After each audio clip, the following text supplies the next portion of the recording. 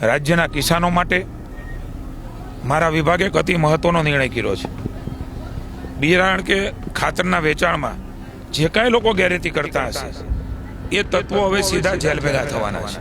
એમના માટેના કેટલાક નિર્ણયો અમારી સરકારે કર્યા છે. તમારે જીતુભાઈ વાઘાણીને કહેવું છે કે ગુજરાતના ખેડૂતોના હિતો સાથે ચેડા, ગુજરાતના ખેડૂતો સાથે છેતરપિંડી તો ખુદ સરકાર કરી રહી છે. સરકારના કલેક્ટરો કરી રહ્યા છે, સરકારમાં બેઠેલા એસટી કરી રહ્યા છે.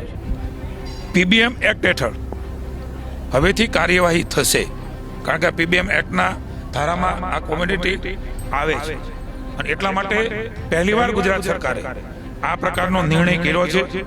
ગુજરાતના ખેડૂતોના હિતો સાથે છેતરપિંડી થાય છે અને ગુજરાતના ખેડૂતોના ખેતરમાં તમારા મળતિયાઓ અદાણી અંબાણી એની કંપનીઓના બુલડોઝર ખેડૂતોના ખેતરમાં પડે છે અને તમારી પોલીસ ગુજરાતના ખેડૂતોને ઢસડીને, ગુજરાતના ખેડૂતનું ગળું દબાવીને એમના ખેતરમાં દાદાગીરીથી વીજ પોલ ઉભા કરે છે.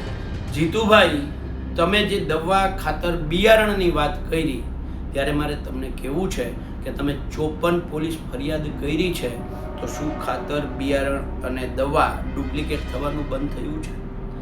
ગુજરાતમાં દરેક જિલ્લામાં નાયબ ખેતી નિયામક વિસ્તરણ છે, જેની જવાબદારી આ છે. જીતુભાઈ, મને ક્યાંક ને ક્યાંક શંકા છે કે તમે કૃષિ મંત્રી બન્યા પછી આ નકલી દવા, ખાતર, બિયારણ વાળાએ તમારો હપ્તો બાંધ્યો નથી, એટલે આ હપ્તો બંધાવવા માટેની ધમકી તો ક્યાંક નથી ને? જિલ્લા મેજિસ્ટ્રેટ એટલે કે કલેક્ટર ડિટેન્શન એટલે કે ધરપકડનો સીધો જ હુકમ એ કરે છે. એકવાર ખૂબ મોટા પાયે ગેરરીતિ કરી હોય અને બીજી વાર એ ગેરરીતિમાં ઝડપાય તો પણ અમારો વિભાગ એ કલેક્ટરને પીબીએમ ધારામાં એમની સામે ફરિયાદ કરવા માટે સીધી જ જાણ કરશે અને 6 મહિના મહત્તમ ધરપકડનો સીધો હુકમ એ જેલમાં જવાનો થાય છે. બધી જ ખબર છે તમને. તમારા નાયબ ખેતી નિયામક વિસ્તરણ પાસેથી એક માહિતી તમે મગાવો છો. અમને એમની પાસેથી તમારે હપ્તા બંધાવવા છે. જો હપ્તા બંધાવવા ના હોય તો અંકલેશ્વર જીઆઈડીસીમાં જાઓ, રાજકોટ જીઆઈડીસીમાં જાઓ, જુનાગઢની આસપાસ ડુપ્લિકેટ બિયારણ બને છે ત્યાં જાઓ, મહેસાણાની આસપાસમાં જે ડુપ્લિકેટ બિયારણ બને છે ત્યાં જાઓ અને દરોડાઓ પાડો તો ખબર પડે. બાકી આ તમારા નિવેદનો માત્ર અને માત્ર તમારા હપ્તા બંધાવવા માટે જેલમાં ધકેલતા પણ પાછા નહીં પડે. હું તમામ લોકોને પુનઃ વિનંતી કરું છું, પછીથી કોઈ ભલામણો, લાગવકો, વિનંતીઓ પગે લાગવાનું ન રાખે. રાજ્યની સરકાર આમાં કંઈ પણ બાંધછોડ કરવા માંગતી નથી. હું તમામ લોકોને, રાજ્યના લોકોને કહું છું, જો આ માત્ર હપ્તો વધારવા માટેની રમત ન હોય જીતુભાઈ, તો આવો રાજકોટ, આવો જુનાગઢ, આવો મહેસાણા, આવો કચ્છ, આવો અંકલેશ્વર, આપણે બંને સાથે જઈએ અને હું તમને બતાવું કે ક્યાં ડુપ્લિકેટ દવા, ખાતર અને બિયારણ પેદા થાય છે અને કઈ જગ્યાએથી સબસિડાઇઝ ખાતર છે એ ખેડૂતોના બદલે ડાયરેક્ટ કંપનીઓને જાય છે.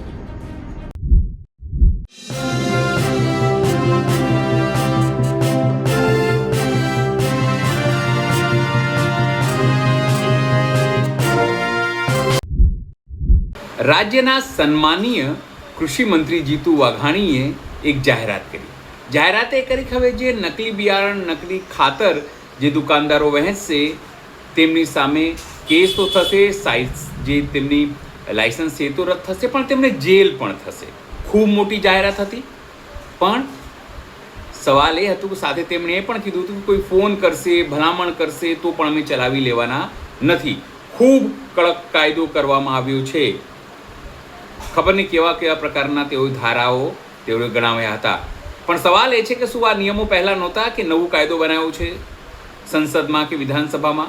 એવી કોઈ માહિતી તેઓ આપી નહીં. પણ એ સંવેદનશીલ છે, ખેડૂતો માટે બધું કરવા તૈયાર છે તેવી વાત તેઓ વારંવાર કહી.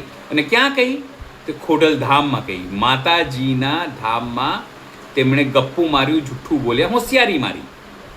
હોશિયારી મારવાની હદ હોય છે. પણ હવે કોંગ્રેસના નેતા પાલ આંબલિયાએ તેમની પોલ ખોલી નાખી છે. તેમણે કીધું છે કે હવે આ હપ્તા ઉઘરાવવાની આ તમામ વસ્તુ થવાની છે, આનાથી ભ્રષ્ટાચાર વધશે. આ કોઈ નવી વસ્તુ નથી. અત્યાર સુધી શું સરકાર ઊંઘતી હતી? વડાપ્રધાન નરેન્દ્ર મોદી હતા, એના પછી આનંદીબેન આવ્યા, એના પછી સ્વર્ગીય વિજય રૂપાણી આવ્યા, અને હવે ભૂપેન્દ્ર પટેલ આવ્યા. ભૂપેન્દ્ર પટેલને બી એક ટર્મ તો પૂરી થઈ ગઈ છે. હવે આ બીજી ટર્મમાં પણ 1 વર્ષ થઈ ગયું. ત્યારે તેમને સૂઝ્યું એક સવાલ એટલા માટે કારણ કે હવે સરકાર ખેડૂતોને પટાવવા માટે આ તમામ પ્રકારના હવાતિયા મારી રહી છું દેખાય છે. નમસ્કાર, હું છું ચિંતામણી પુત્ર અનિલ પટેલ. સ્વાગત છે આપનો મારા કાર્યક્રમમાં. આવો સાંભળીએ પહેલા કે જીતુ વાઘાણીએ શું હોશિયારી મારી હતી અને હવે પાલંબલિયા તેમની પોલ કેવી રીતે.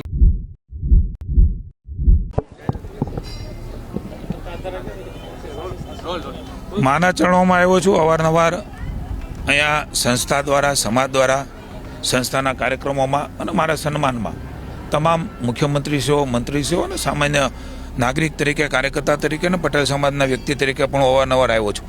આજે પણ આવવાનું થયું છે. ત્યારે માના આશીર્વાદથી માની વડાપ્રધાન મોદી સાહેબે હંમેશા લોકોની સેવા કરવા માટે કંઈ પણ કરવું પડે એમના માટે હંમેશા સંકલ્પબદ્ધ હોય છે અને માર્ગદર્શન આપતા હોય છે. માની ભૂપેન્દ્રભાઈ પટેલના નેતૃત્વની અંદર એમના માર્ગદર્શન નીચે મારા વિભાગે ખૂબ મહત્ત્વનો નિર્ણય, જ્યારે હું કૃષિ પ્રધાન મને જવાબદારી આપવામાં આવી શીર્ષસ્થ નેતૃત્વ દ્વારા, ત્યારે પણ મેં સૌથી પહેલાં ભાવનગરમાં વાત કરી હતી. મને આનંદ છે કે કેટલાક કાયદા, નીતિ નિયમ એમની વચ્ચે રાજ્ય સરકારે એક રસ્તો કાઢ્યો છે. કારણ કે ભારત સરકારના કેટલાક નિયમો છે, કેટલાક રાજ્ય સરકારના છે, પણ કિસાનોને ખાસ કરીને છેતરવાનું કામ જે લોકો કરી રહ્યા છે, માના ખોળામાં આવીને મને આનંદ થાય છે આ વાત કરતાં કે રાજ્યના કિસાનો માટે મારા વિભાગે એક અતિ મહત્ત્વનો નિર્ણય કર્યો છે. બિયારણ કે ખાતરના વેચાણમાં જે કાંઈ લોકો ગેરરીતિ કરતા હશે એ તત્વો હવે સીધા જેલ ભેગા થવાના છે. એમના માટેના કેટલાક નિર્ણયો અમારી સરકારે કર્યા છે. છેલ્લા 3 મહિનામાં લગભગ 54 લાયસન્સ કેન્સલ કર્યા છે. 2 પોલીસ ફરિયાદ કરી છે. ગુનાહિત પ્રવૃત્તિ આચરતા જે કાંઈ લોકો છે, જગતના તાજ સાથે એ ચેડા કરે છે, સંગ્રહખોરી કરે છે, ડુપ્લિકેટ માલ વેચે છે, ખાતરો ડુપ્લિકેટ વેચે છે, સબસિડીવાળા ખાતર બારોબાર જે લોકો આપી દે છે, એ તમામની સામે 0 ટોલરન્સની નીતિ એ રાજ્ય સરકારે અપનાવવાનો નિર્ણય કર્યો છે. અને એના માટે PBM એક્ટ હેઠળ હવેથી કાર્યવાહી થશે. કારણ કે PBM એક્ટના ધારામાં આ કોમોડિટી આવે છે અને એટલા માટે પહેલીવાર ગુજરાત સરકારે આ પ્રકારનો નિર્ણય કર્યો છે. ઘણા બધા અમારા વિભાગ દ્વારા 246 લાયસન્સ રદ કરીને 26 તત્વો સામે FIR પણ ગયા વર્ષે કરી હતી. આ કાર્ય અનેક ટીમો બનાવીને તમને વિગતવાર પ્રેસ નોટ આપીશું. એ કામ તો શરૂ જ છે. અલગ અલગ નિયમોની પણ જોગવાઈઓ છે, પણ ખાસ આવી પ્રવૃત્તિ સાથે રીઢા થયેલા અને વારંવાર આ પ્રવૃત્તિ કરે છે, સીધા સંકળાયેલા છે, એ તમામ લોકો, એ ચાહે વેચતા હોય કે બનાવતા હોય, એ બધાને, એ ઈસમોને the prevention of black marketing and maintenance of supply of essential commodity PBM act 1980ની જેલની સજા અને દંડ થાય એના માટેનો નિર્ણય એ રાજ્યની સરકારે લીધો છે.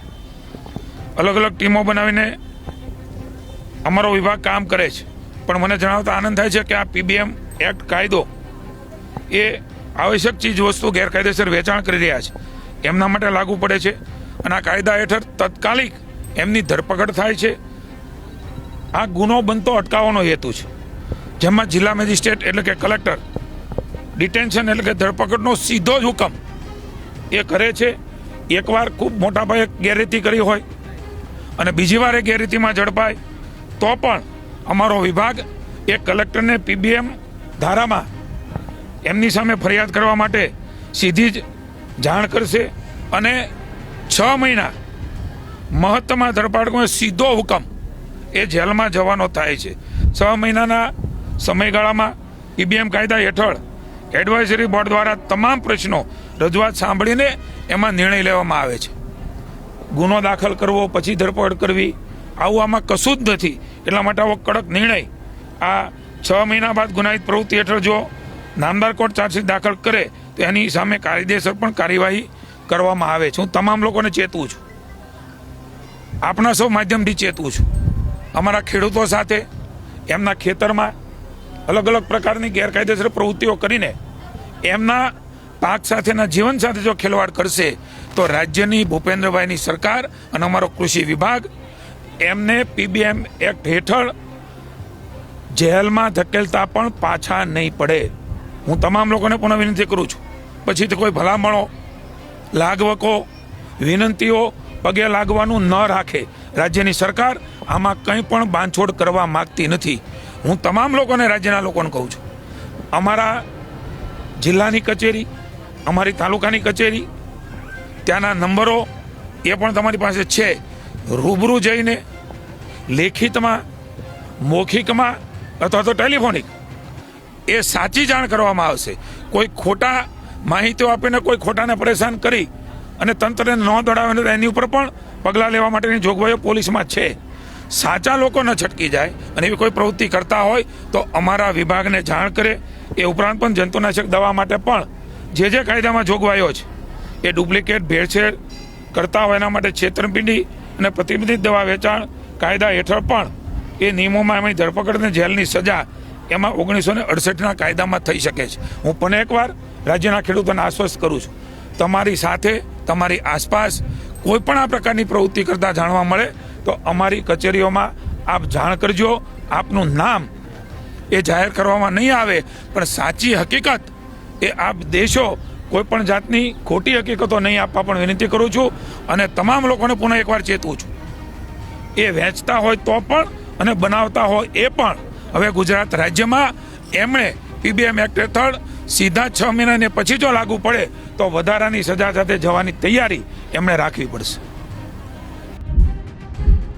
ગઈકાલે રાજ્યના કૃષિ મંત્રી જીતુભાઈ વાઘાણીએ મીડિયા સમક્ષ વાત કરતા એવું કહ્યું કે ગુજરાતના ખેડૂતો સાથે, એના હિતો સાથે થતા ચેડાઓને ચલાવી લેવામાં નહીં આવે, ગુજરાતના ખેડૂતો સાથે થતી છેતરપિંડીને ચલાવી લેવામાં નહીં આવે. ત્યારે મારે જીતુભાઈ વાઘાણીને કહેવું છે કે ગુજરાતના ખેડૂતોના હિતો સાથે ચેડા, ગુજરાતના ખેડૂતો સાથે છેતરપિંડી તો ખુદ સરકાર કરી રહી છે. સરકારના કલેક્ટરો કરી રહ્યા છે, સરકારમાં બેઠેલા SP કરી રહ્યા છે. ગુજરાતના ખેડૂતોના માટે 1885નો ટેલિગ્રાફ એક્ટ, 2003 ઇલેક્ટ્રિસિટી એક્ટ, 2013 જમીન સંપાદનના કાયદાનો અમલ ન કરીને કંપનીઓના ફાયદા માટે 2017, 2021, 2023, 2024ના રાજ્ય સરકારે ખુદે પરિપત્રો કર્યા છે. અને આ પરિપત્રોના કારણે ગુજરાતના ખેડૂતોના હિતો સાથે ચેડા થાય છે, ગુજરાતના ખેડૂતોના હિતો સાથે છેતરપિંડી થાય છે. અને ગુજરાતના ખેડૂતોના ખેતરમાં તમારા મળતિયાઓ અદાણી, અંબાણી એની કંપનીઓના બુલડોઝર ખેડૂતોના ખેતરમાં પડે છે.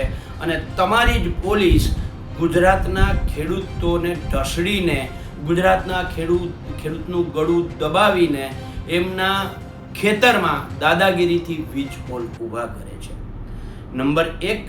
નંબર 2, જીતુભાઈ, તમે જે દવા, ખાતર, બિયારણની વાત કરી ત્યારે મારે તમને કહેવું છે કે તમે 54 પોલીસ ફરિયાદ કરી છે, તો શું ખાતર, બિયારણ અને દવા ડુપ્લિકેટ થવાનું બંધ થયું છે? ગુજરાતમાં દરેક જિલ્લામાં નાયબ ખેતી નિયામક વિસ્તરણ છે, જેની જવાબદારી આ છે. જીતુભાઈ, મને ક્યાંક ને ક્યાંક શંકા છે કે તમે કૃષિ મંત્રી બન્યા પછી આ નકલી દવા, ખાતર, બિયારણ વાળાએ તમારો હપ્તો બાંધ્યો નથી, એટલે આ હપ્તો બંધાવવા માટેની ધમકી તો ક્યાંક નથી ને?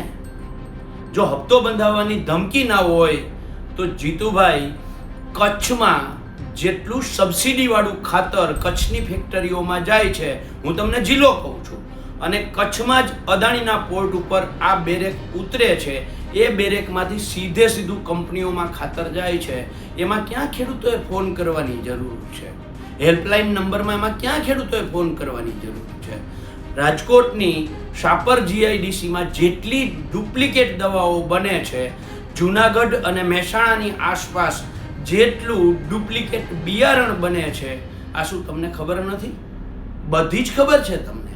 તમારા નાયબ ખેતી નિયામક વિસ્તરણ પાસેથી એક માહિતી તમે મગાવો છો, અમને એમની પાસેથી તમારે હપ્તા બંધાવવા છે.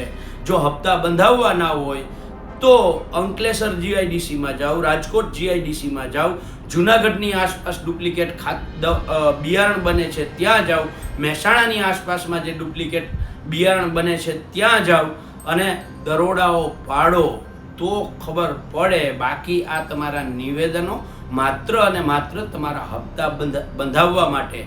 અગાઉ ગયા વર્ષે જે રીતે કોટન 4G અને 5Gમાં એક સરકાર વતી જે સ્ટીકર આપી અને ભ્રષ્ટાચાર કરી અને પ્રતિબંધિત બિયારણ ખેડૂતને આપવામાં આવ્યું હતું, એવી જ રીતે આ વર્ષે કોઈક નવું સ્ટીકર લઈ આવવા માટે તમે આ નિવેદન કર્યું છે એવું બહુ સ્પષ્ટ થાય છે.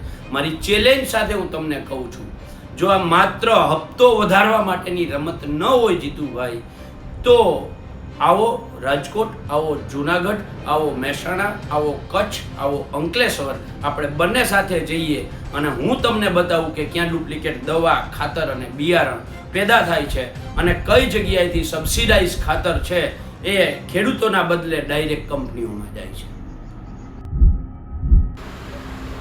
આ બંને વસ્તુઓ જોઈને ખેડૂતો તો સમજી જ ગયા છે કે સરકાર મૂરખ બનાવી રહી છે, કોઈ ફેર પડવાનું નથી.